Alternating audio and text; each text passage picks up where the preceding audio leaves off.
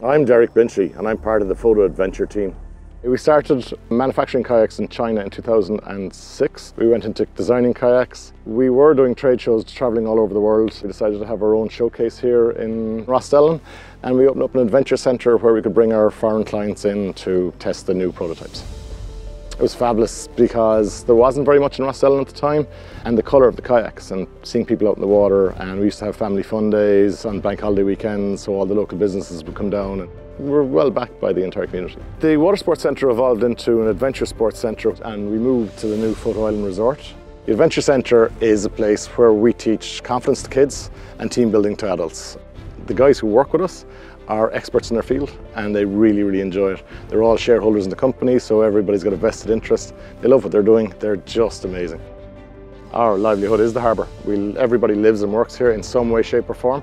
The water quality affects us all. We do all of our stuff outdoors. Everything we do is outdoors. All the training, all the instruction. It's all beautiful, and it is the world's second largest natural harbour. It is crucial to the survival of the whole area, and it brings huge amounts of money. It needs to be developed as a tourism area, and in order for that to work, it has to be clean.